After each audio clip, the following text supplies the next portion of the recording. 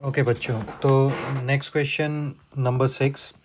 अगर आप इसे पढ़ें तो इसमें क्या बोल रहे हैं? Given the linear equation 2x + 3y - 8 = 0, right another linear equation in two variables such that the geometrical representation of the pair so formed is. तो अब 3 सब क्वेश्चंस हैं: intersecting lines, parallel lines and coincident lines. तो हमने पहले भी पढ़ा है, जो हमने रेशो कंपैरिजन मेथड में पढ़ा था, कि अगर हमारी दो इक्वेशंस हैं a1x + b1y + c1 = 0 and a2x + b2y + c2 = 0, for them to be intersecting lines हमें पता है कि a1/a2 should not be equals to b1/b2।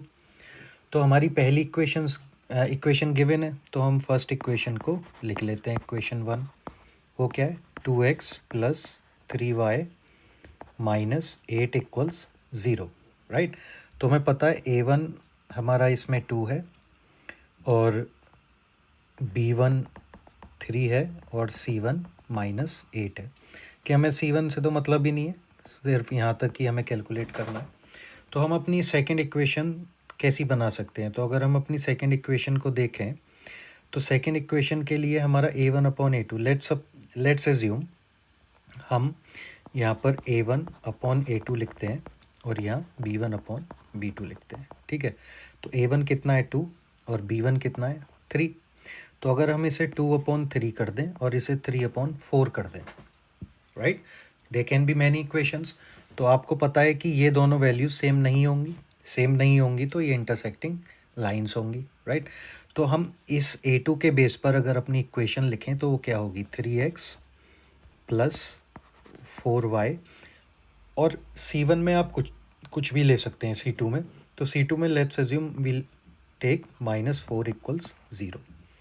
तो ये आपकी सेकेंड इक्वेशन हो जाएगी, क्योंकि a1/a2 is not equal to b1/b2। तो इस केस में ये इंटरसेक्टिंग लाइन होगी, ठीक है। अब हम इसी तरीके से अपना सेकंड क्वेश्चन भी अटेम्प्ट कर लेते हैं। तो हमने पहली इक्वेशन तो फाइंड आउट कर ली इंटरसेक्टिंग लाइंस के लिए।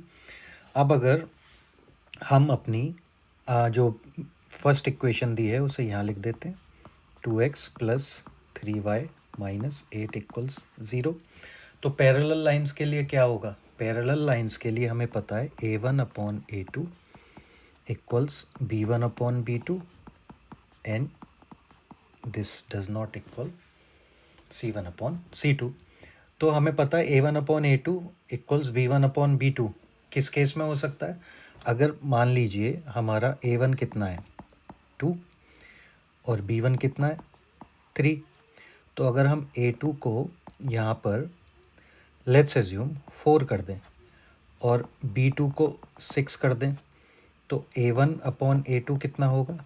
2/4 विच इज़ 1/2, और b1/b2 कितना होगा? 3/6 विच 1/2। तो ये दोनों तो इक्वल आ जाएंगे। अब c1/c2 इक्वल ना हो तो उसके लिए c1 पहले कितना है? -8, राइट। तो हम c2 को कितना ले सकते हैं? Let's assume we take it as -3। तो c1/c2 कितना हो जाएगा? c1/c2 हो जाएगा आपका -8/3 विच इज़ 8/3, और वो इक्वल होगा नहीं। तो उस केस में हमारी इक्वेशन क्या बनेगी? हमें पता है a2 ये है, b2 ये है, c2 ये है।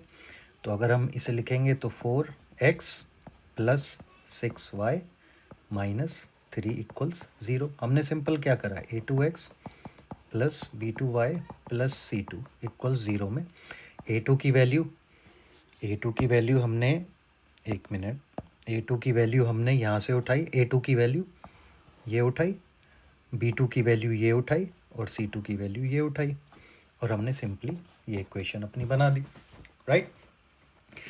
अब इसी तरीके से हम अपनी थर्ड कंडीशन को भी सॉल्व करेंगे। तो थर्ड कंडीशन में क्या लिखा हुआ है?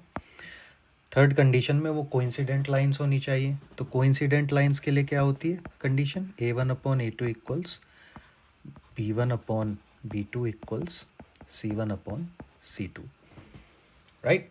तो इसके लिए हमें क्या करना है? हमारी इक्वेशन 1 क्या है? इक्वेशन 1 जो हमें दी है वो है 2x + 3y - 8 = 0। तो A1 कितना हुआ 2, B1 हुआ 3, C1 हुआ -8। तो अगर हम A1 अपॉन A2 को बराबर करना चाहें तो हम इसे लिख सकते हैं 2/4, राइट। B1 अपॉन B2 को हम लिख सकते हैं 3/6, राइट।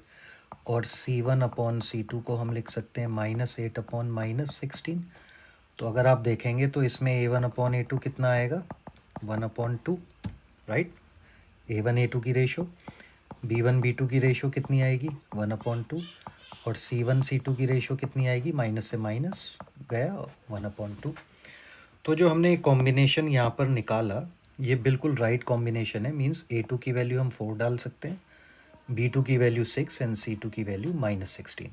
तो अगर हम ये करेंगे तो A2x plus B2y plus C2 में अगर ये वैल्यूज़ को हम रिप्लेस कर दें तो क्या होगा, A2 की वैल्यू 4 है तो 4x, प्लस B2 की वैल्यू 6 है 6y, C2 की वैल्यू -16 इक्वल्स 0। तो ये आपकी सेकेंड इक्वेशन हो जाएगी।